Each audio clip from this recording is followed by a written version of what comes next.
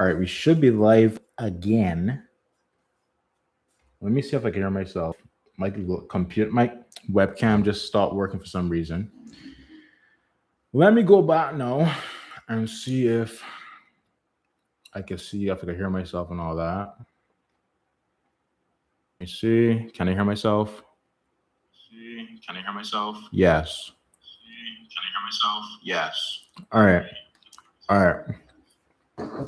This is the third time, I think. Could be fourth. I think it's the third. Greetings, people, and welcome back to Let's Read the Original Douay Rheims Bible.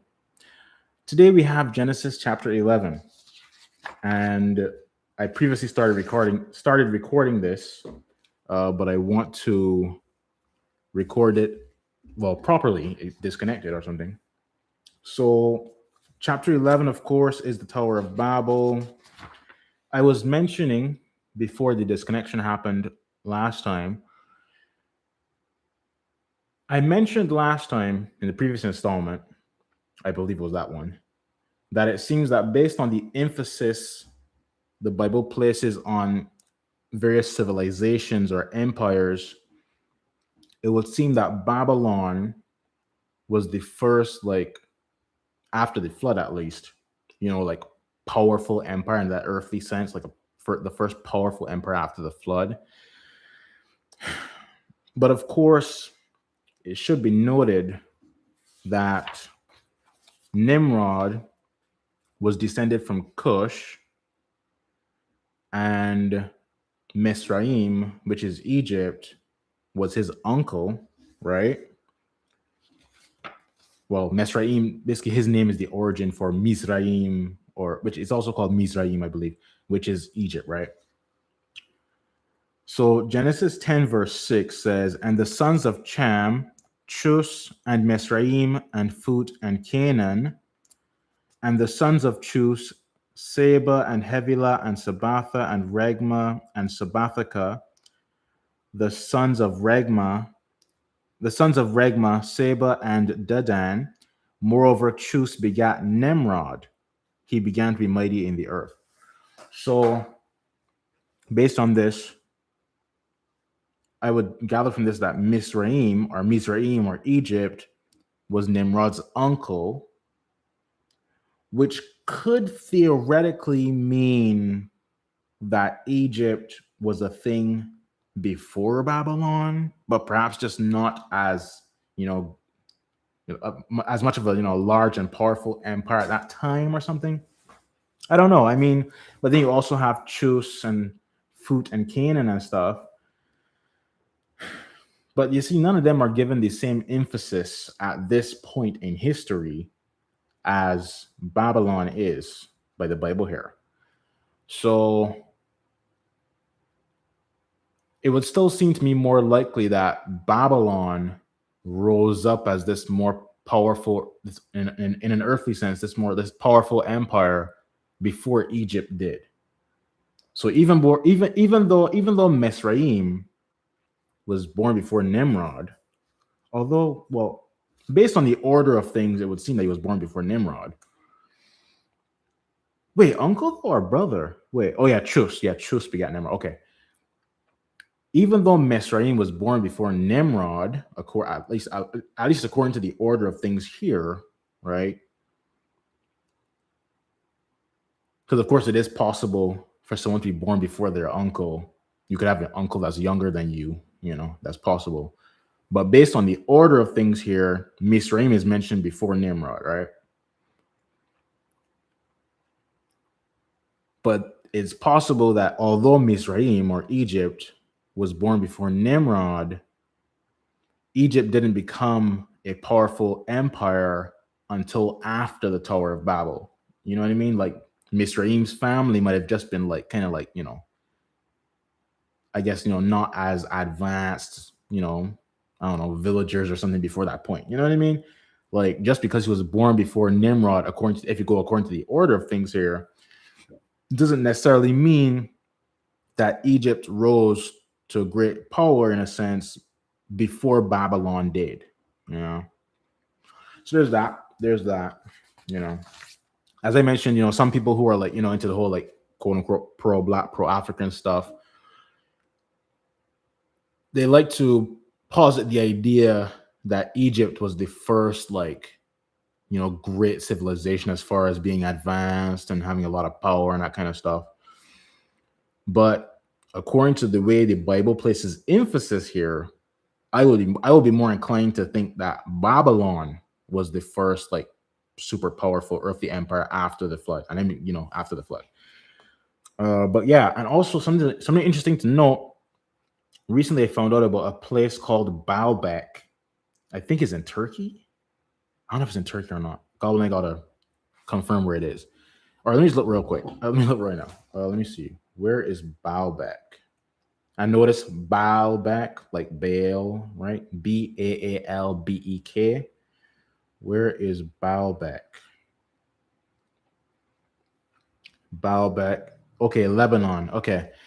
Yeah, and I was watching a video the other day, and in the video, from my recollection, the guy showed some sort of document stating that according to tradition, it is believed that Baalbek, this like ancient these ancient ruins, that it is believed that Baalbek was built by Cain. And so I was wondering, but you see, that's the thing. If Cain built Baalbek, it would have had to have survived the flood then. Although I guess that could explain why they're ruins. It would destroy the flood. But of course, they're also very ancient. But like, I was wondering if Baalbek could possibly be where Cain built the city called Enoch. But it's interesting though that there's a tradition whereby it is believed that Cain is the one who built this Baalbek place. And I think it even mentioned something about him having the assistance of giants to like move these massive stones or whatever, which is very interesting. And I was watching another thing the other day. This heretic, I think his name is Kent Hovind, but he was talking about the Smithsonian finding these like giant human skeletons, like 15 and 16 feet tall and stuff, I think he said. And I was like, I've heard of this before, but I guess we don't know like how tall the tallest people or person ever was. Like, I mean, the Bible does give measurements for Og's bed, but that doesn't mean there was no one ever who was larger than Og, But then that's the thing, like, people, if there were these massive giants, right, in the, like, say before the flood and stuff, who were like, let's say 16 feet tall and crazy stuff like that, like just insanely tall people or whatever, that could explain as well why there are so many structures called megalithic structures. That's what they call them. They call them megalithic structures, where these massive stones and stuff are like, lifted up onto each other, or these massive heavy pillars and stuff. Like, it would make sense if giants who were like, say, super physically strong made these things, because for them, if they're like 16 feet tall and some super strong person lifting this massive block or whatever wouldn't be, as difficult for them as it would be for, like, of course, us today generally. So, but the thing is, though, you see, the giant theory regarding these massive buildings and structures and stuff, to me, it doesn't hold up completely, because some of these places, like let's say the pyramids, for example, these massive blocks, right? There's not some massive entrance, and even the entrance that I believe is sealed up or whatever wasn't, like, as far as I read and stuff, it wasn't this like massive giant entrance, So it's like, I would think if giants built these things, then they would make the entrances or whatever large enough for giants to use them, So it wouldn't really make sense to me to have these have giants building things that they can't use, practically speaking. Like, why would a giant make some ancient structure or whatever that has a doorway that's too small for the giant to use, So I think a stronger, like, I'm not saying giants couldn't have been involved at all. They could have been.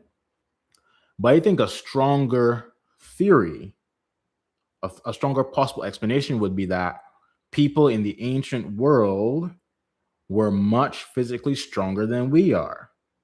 Hence why something like Stonehenge wouldn't be as much of a physical, strain for them as us. You see, like if they were way stronger, they would have had a much easier time than we do lifting massive blocks and stuff because they were stronger than us, And the Douay Rheims commentary mentions that humanity, people before the flood, were stronger.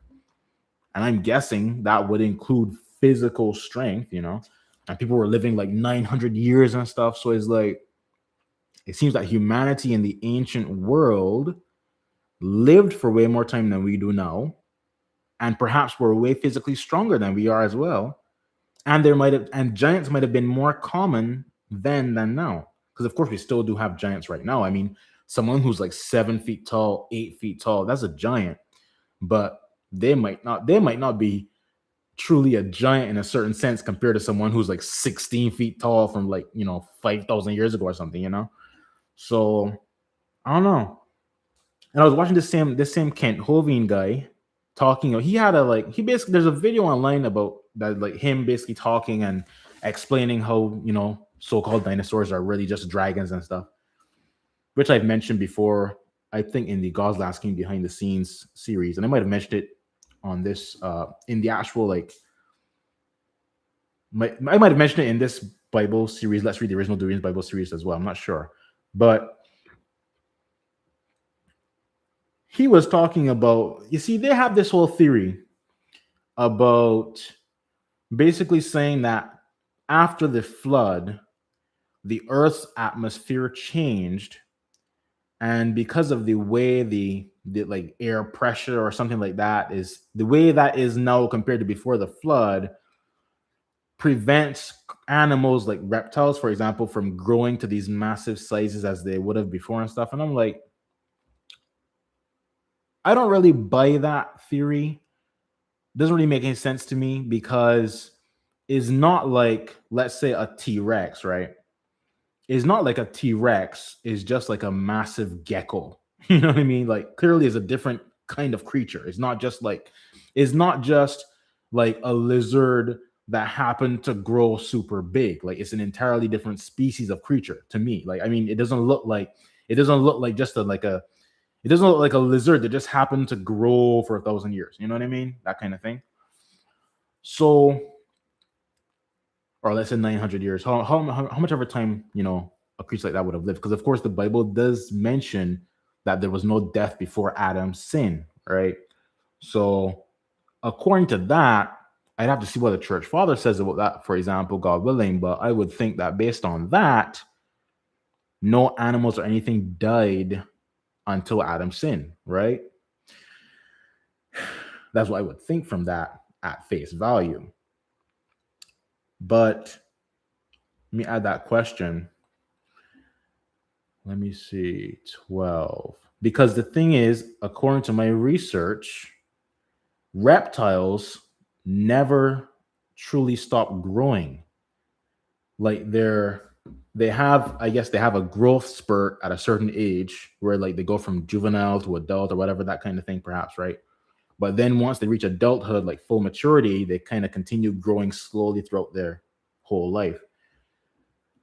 Which, of course, if let's say a lizard were to live 900 years, then perhaps you could have this giant, massive lizard, But even so, the fossils and stuff that they find of these dragons now, and they call them so-called dinosaurs, they don't just look like, a turtle that happened to grow for 900 years. It's not just some like big turtle or, just a big gecko or a big iguana. Like they look like a different species of creature. Like a T-Rex doesn't look like just a big iguana, you know what I mean?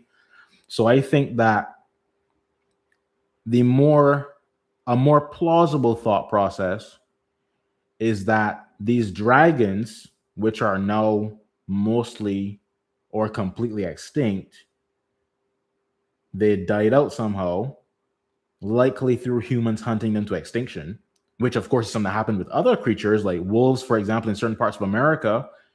To my knowledge, wolves were hunted to extinction in different parts of America. You had way more wolves before, you know? And I think even the American bison might have been endangered at some point and stuff like that. So people have hunted creatures to extinction. And so it would make sense to me, let me add this question. Does any church father or church authority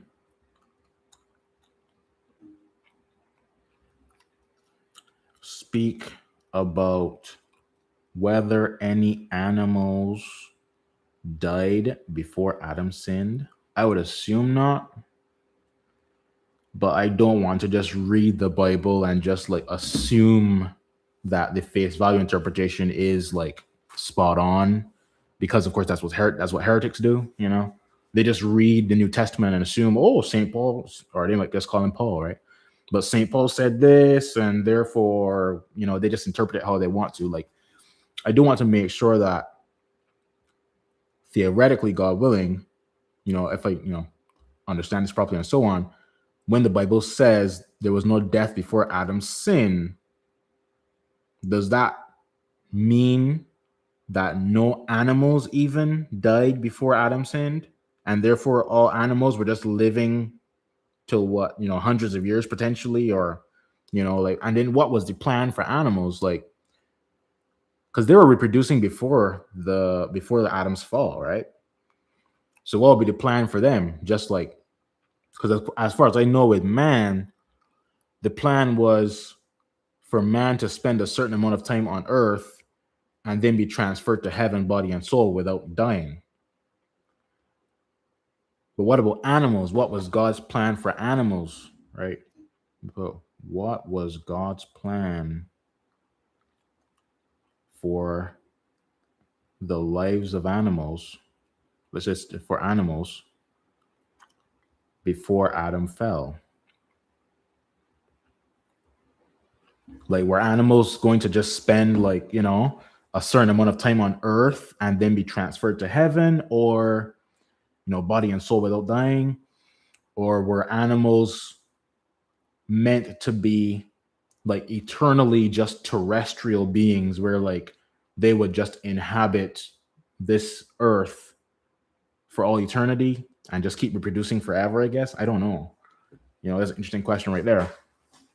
But yeah, so I do think that it a more plausible explanation for why we don't see dragons really today, at least they're not common, because there are some people who claim to see them, and there might be, I mean, the Loch Ness Monster, I think there's a saint who interacted with the Loch Ness Monster, according to some information I saw. I think it was an Irish, Saint Columba, possibly. Let me see. Let me add this note. Which saint interacted with the Loch Ness Monster? I think even in Africa, there's something called Mokilimembe, I think, which is like, people believe that it's basically like, you know, a quote unquote what's it called? Brontosaurus, quote unquote Brontosaurus, but like, you know, those dinosaurs with the long necks and stuff, but still like existing like in the African jungle, like far away from civilization, that kind of thing, like isolated parts of the jungle. And that's very interesting, man. I mean, yeah, but I do think like the reason why dragons aren't as common now, or perhaps completely extinct, whichever case it is. Or, well, then again, I mean, Komodo dragons are called dragons, you know, so you could say Komodo dragons are dragons. And even I would say alligators and crocodiles are basically just water dragons, right? But the reason why, let's say, quote unquote, dinosaurs, you know, aren't around today, at least not as far as commonly accepted knowledge is concerned, is probably because they were hunted to extinction or near extinction. You know what I mean? So people, like, I mean, if you think about it, like, even like, let's say you live somewhere and there's a bunch of dangerous animals around, people might decide to exterminate them to protect their own safety. You know what I mean? Like, uh, for example, in Finland, I was listening to this last night, I think, or yesterday sometime. In Finland in the 1800s, I believe it was, like around 1881, that kind of time period, there was this whole case where tons of children were getting eaten by wolves constantly, like very, very frequently. And I think the are they called Finnish government? Like they said basically, like, I think it was the government. They said any wolf you see, shoot it on sight. Like just shoot that wolf immediately, you know? So like that kind of thing could have happened where dragons will be like eating people and stuff, and like, the people decide, all right, look, all these dragons, we need to get rid of these. We need to kill these things out because they're just eating people and all that kind of stuff. So I think that would make sense. I mean, for example, a T-Rex, right? Like, let's say a T-Rex. Would you really want to live knowing that a T-Rex is like outside somewhere, Like, so it makes sense to be like, all right, we need to get rid of these things. We need hunters to go kill them, knights, all that stuff to take care of them. I mean, there's so many stories about medieval knights fighting dragons, and even there's a Chinese information about some emperor that had, I think, pet dragons that carried his chariot and stuff. And I think is like that's why people talk so much about dragons in the ancient world and stuff, too, because they're so-called dinosaurs are just dead dragons. That's all they are. That's just, to me, that's just common sense. It's like, okay, tons of people throughout history, even the Bible mentions dragons, right? And then we find these bones, fossils or whatever, of these massive reptiles and stuff like that. Okay, so these are the dragons they were talking about. That's just common sense, dude. It's like so weird. It's just these things are so simple. Like, it's just like such common sense. But you see, the thing is, like, they rely on these so-called scientists and stuff as if they're priests, right? So if a so-called scientist says, "Oh, these bones are 55 million years old," they'd be like, "Oh, okay, cool." But it's like, dude, can you not see how unreliable these people are? Because at one moment, they'll tell you, "Oh, the Earth is 100,000 years old." Then a few years later, they'll be like, "Oh, we were wrong. Our new research shows us that it's actually 500,000 years old. Then 1 million years old, 10 million." Like, dude, these people are unreliable. Clearly, what they think is this infallible so-called science is not infallible. That's so obvious to see, dude. Like, if what they were saying was this infallible, trustworthy information, they would never change it. If they found out infallibly, definitively, no chance of it being wrong, the Earth is 100,000 years old, for example, right? Then that could never change. Because if it is true, it can never not be true anymore. You see, if the Earth really was definitively 100,000 years old, they could never change the number. But the fact that they keep changing their information shows how unreliable they are.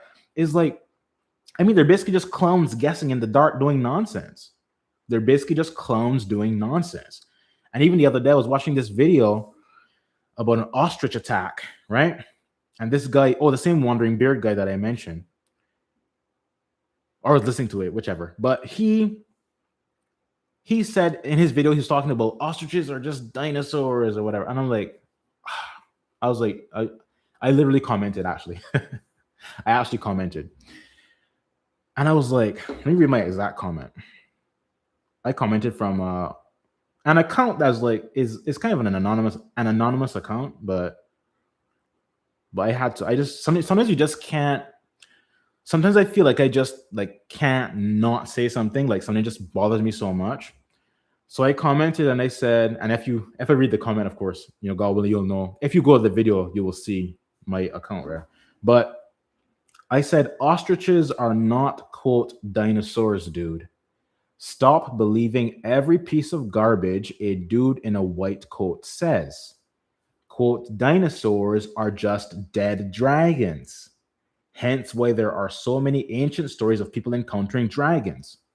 Today, When people find the fossils slash bones of dragons, they call them, quote, dinosaurs. You're not eating, quote, dinosaur when you buy chicken at KFC. And it's baffling to me, man, like how the level of stupidity of these people baffles me. And I'm not even saying that to try to insult them. I mean, I'm genuinely so confused how they could believe this nonsense. You think a dragon turned into a chicken at KFC, man? You can't hear how stupid that is. You know what I mean? It's so crazy to me, dude. You can't tell it that's a bunch of stupidness. So-called dinosaurs are just dead dragons, man. Let me make sure I can still hear myself. Hold on. You see? Yeah, I can hear myself. Yeah. Yeah, I can hear myself. Yeah. Okay, good. Yeah, it's like these people just believe any garbage that those people say. Any garbage. If they say the moon is made of cheese, they'll be like, "Oh, the moon is made of cheese, dude." Like they don't think, you know what I mean? They don't think about what they believe and ask themselves, does this make sense? Does this really make sense? And then why do so many ancient people talk about dragons and stuff? Like they don't think about things that truly matter. You know what I mean? Like actually question the garbage you're fed by these idiots, man. Man. Weird, dude. But it's really, I mean, honestly, dude, like I really do not see modern quote unquote science as much different from, like, say, ancient Roman paganism or ancient Greek paganism. You know, these so-called scientists are their priests. That's what they are. They're the pagan so-called priests. You know what I mean? Like they're the pagan priests, man. That's what it is a false religion, basically, right? They just believe a bunch of random garbage. If the priest, this pagan priest says it's true, then they believe it. Like that's what it is basically modern paganism, but they call it science. The modern paganism that has pervaded and poisoned the whole world, they call it quote unquote science, man. And so basically they present false theories and stuff as if they're true, and people just believe the garbage. You know what I mean? Weird. All right, let's continue here. So, the summary for chapter 11, it's at the beginning. It says, God hindereth the vain purpose of building a high tower by confounding men's tongues, whereof it is called Babel, the genealogy of Sem to Abram. And in the margin, it says, the fourth part of this book of the division of tongues and nations. Verse 1, and the earth was of one tongue and all one speech. And when they removed from the east, they found a plain in the land of Sennar and dwelt in it. And each one said to his neighbor, come, let us make brick and bake them with fire. And they had brick instead of stone and bitumen instead of mortar. And they said, come, let us make us a city and a tower, the top whereof may reach to heaven. And let us renown our name before we be dispersed into all lands. And our Lord descended to see the city and the tower, which the children of Adam builded. And he said, behold, it is one people, and one tongue is to all. And they have begun to do this. Neither will they leave of from their determinations till they accomplish them indeed. And I find it just kind of like humorous, the language here, where it says, God descended and saw the city and the tower. Is kind of like God, like, peeked down from heaven, like, wait, what are you doing down there? Oh, you want to build a tower? Okay, it's just like, this kind of makes me laugh the way it's written. Like, if it sounds as if God, like, literally, like, physically, like, look down and like, oh, but that's just the way it's written, of course. Continuing, verse 7, come ye therefore, let us go down and there confound their tongue, that none may hear his neighbor's voice. And so our Lord dispersed them from that place into all lands, and they ceased to build the city. And therefore the name thereof was called Babel, because there the tongue of the whole earth was confounded, and from thence our Lord dispersed them upon the face of all countries. And in verse 9 here, it says was called Babel, comma, then there's a letter A. In the margin, A says, He that speaketh so confusedly that he is not understood is said to babble. Okay. Verse 10. These are the generations of Sem. And before the generations, there's a letter B in the margin. B says, Moses here showeth the succession of patriarchs from Sem to Abraham, as he did before from Adam to Noah. St. Augustine, Book 16, Chapter 10. I assume is the city of God. I believe that's what that citation or note there is. Okay. Verse 10. These are the generations of Sem. Sem was 100 years old when he begat Arphaxad, 2 years after the flood. And Sem lived after he begat Arphaxad 500 years, and begat sons and daughters. Moreover, Arphaxad lived 135 years, and begat Saleh. And Arphaxad lived after he begat Saleh 430 years, and begat sons and daughters. Saleh also lived 130 years, and begat Heber. And Saleh lived after he begat Heber 330 years, and begat sons and daughters. And Heber lived 130 years, and begat Phaleg. And I was wondering actually whether my name Egbert, or perhaps even like Edward, I wonder if those names have some etymological connection to Heber, like Heber, Egbert, Edward, I wonder, let me see. Are names like Egbert and Edward etymologically connected to Heber? Just sounds kind of similar, All right, continuing. Let me see. Verse 14. Saleh also lived 130 years and begat Heber. And Saleh lived after he begat Heber 330 years and begat sons and daughters. And Heber lived 130 years and begat Phaleg. And Heber lived after he begat Phaleg 270 years and begat sons and daughters. Phaleg also lived 130 years and begat Ru. And Phaleg lived after he begat Ru 209 years and begat sons and daughters. And Ru lived 132 years and begat Sarug. Ru lived also after he begat Sarug 207 years and begat sons and daughters. And Sarug lived 130 years and begat Nahor. And Sarug lived after he begat Nahor 200 years and begat sons and daughters. And Nahor lived 179 years and begat Thare. And Nahor lived after he begot Thare 125 years and begat sons and daughters. And Thare lived 70 years and begat Abram and Nahor and Aran. And I wonder if Aran is related to Iran. And also if Iraq, was it Iraq? Hold on. There was someone called Iraq as well. Where was that? Let me see.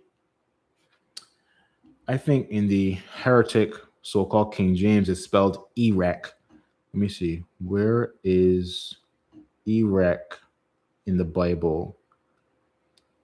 Hold on. Iraq first mentioned. Genesis 10:10. Let me see. Genesis 10:10. And the beginning of his kingdom was Babylon and Iraq and Akkad, or Akkad, I guess, and Chalain in the land of Sennar. So I wonder if Iraq there, or Iraq, is the same as Iraq. And I think if I see, let me see, is Iraq the same as Iraq? Google says, let me see, it says no, Iraq is not the same as modern day Iraq. Iraq, also known as Uruk, was an ancient Sumerian city. Okay, but it said, well, hold on. It says no, Iraq is not the same as modern day Iraq. Iraq, also known as also known as Uruk, was an ancient Sumerian city, whereas Iraq is a modern sovereign country. However, the ancient city is located within the borders of modern Iraq, and linguists believe the name of the country actually evolved from the ancient name of the city. So I would think basically Iraq or Iraq is, let's say the etymological origin perhaps of the name Iraq. And then in Genesis 11, where were we? Genesis 11. Okay, verse 26, 11:26. And Thare lived 70 years and begat Abram, not Abram, Abram and Nahor and Aran. So I wonder if Aran is related to Iran, which of course Iran is also Persia, right? Let's see here. And in verse 27, and these are the generations of Thare. Thare begat Abram, Nahor, and Aran. Moreover, Aran begat Lot. And Aran died before Thare his father in the land of his nativity, in Ur of the Chaldees. I think Ur, isn't that where Job ended up being? Was it in Ur? Wait, was Job in Ur? Yes. Oh, it says the land of Uz. The land of Uz. Okay, I thought it was Ur. Hold on. Let me see. Job 1. Okay, the drbo.org, drbo.org says the land of Hus. Okay, interesting. Okay. All right, verse 28 again. And Aran died before Thare his father in the land of his nativity, in Ur of the Chaldees. And before Ur, there's a letter C. In the margin, C says, Ur, a city or territory of Chaldea, 70 interpret, and Josephus, book 1, antique. Okay, so I guess the 70 interpreters and book 1 of Josephus' antiquities, or the antiquities of Josephus. Okay, Chaldea. Okay. Verse 29. And Abram and Nahor married wives. The name of Abram, his wife, was Sarai, and the name of Nahor, his wife, Melchah, the daughter of Aran, the father of Melchah, and the father of Jessica. And I guess the name Jessica is probably related to this. Jessica. Let me see here. I'm trying to see the relation, like how Abram was related to Sarai. Let me see. Sarai. Because I think. Wait.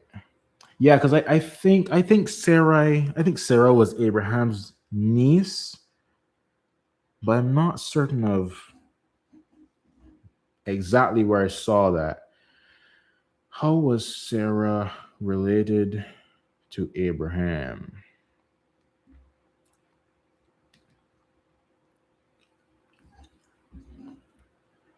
Yeah, wait. No, that wasn't. God willing, I have the question written down. So, all right. Let's see. Verse 29 again. And Abram and Nahor married wives. The name of Abram, his wife, was Sarai, and the name of Nahor, his wife, Melchah, the daughter of Aran, the father of Melchah, and the father of Jessica. So it seems that Nahor married his niece, right? Because Aran is his brother. And his Aran's daughter was Melchah, who Nahor married. So it seems Nahor married his niece. Verse 30. And Sarai was barren, neither had she children.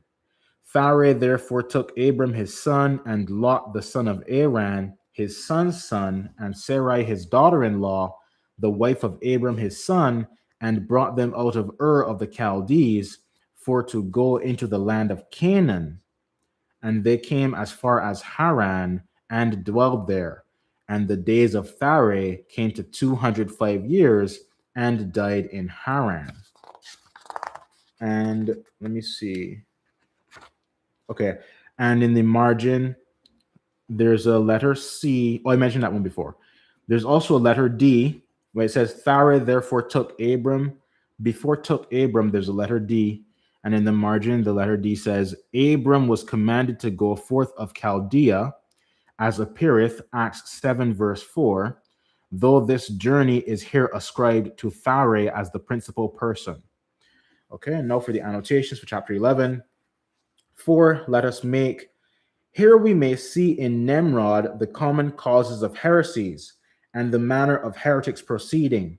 For he, having a subtle, proud, and aspiring mind, first detracted from God, persuading men, as is noted before, not to depend upon God's providence, and finding some others of like humor, they conspired together and drew more followers by bearing the simpler sort in hand.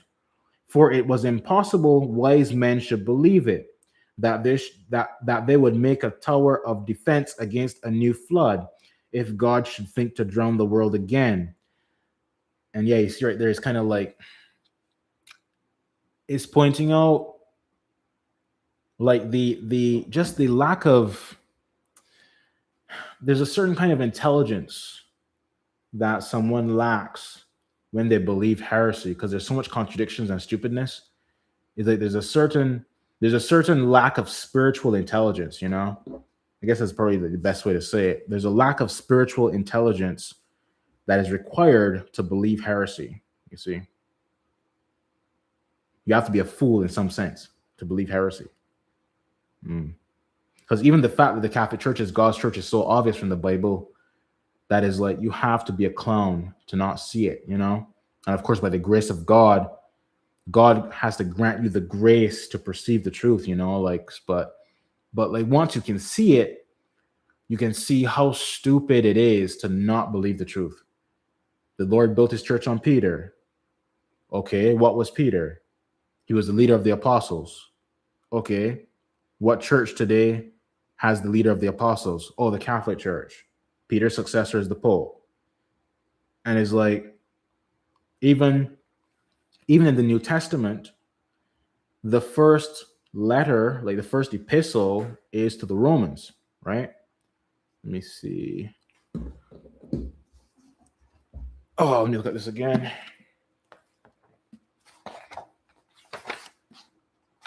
Confess your sins, right? Catholic Church has confession. Let me see here. Women should cover their heads. Catholic women cover their heads at Mass. We're trying to look for the table of contents, basically. I'm pretty sure the first epistle after the book of Acts is Romans. Where is the okay. Is it? Yeah. The first epistle in the New Testament is Romans, right? Why? Why is the epistle to the Romans the first one? Why is it placed there? Well, the Roman church is the chief church, the lead church, right? Hence why the Roman epistle is given that priority.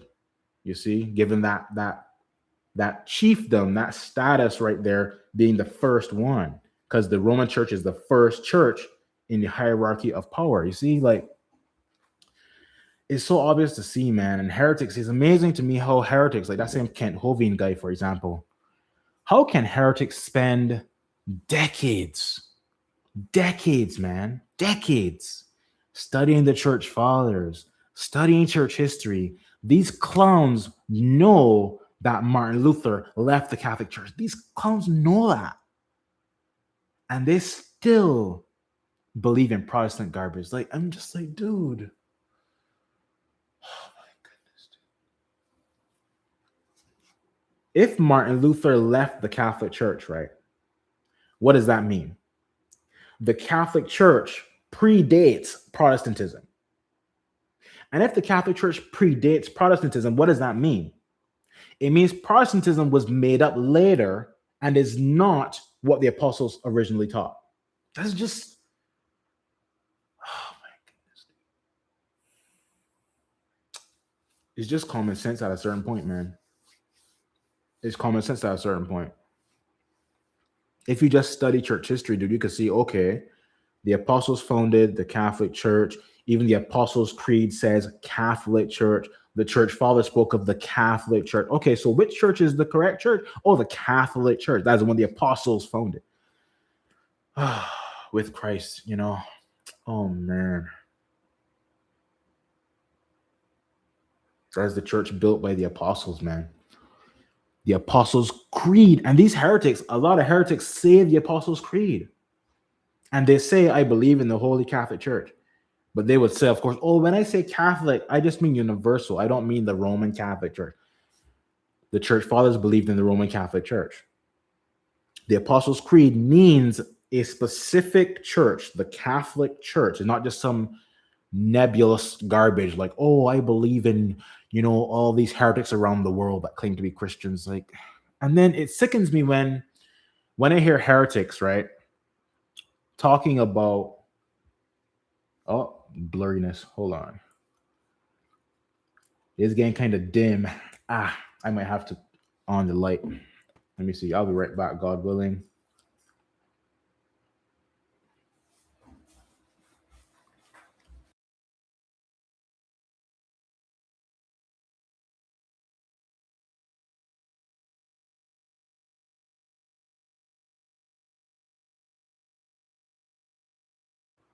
Unmuted. Let's see if that helps. Yeah, that seems to help. Let me make sure I still hear myself. Once again. Hear myself. Yes, Once good. Again. Okay, good. But yeah.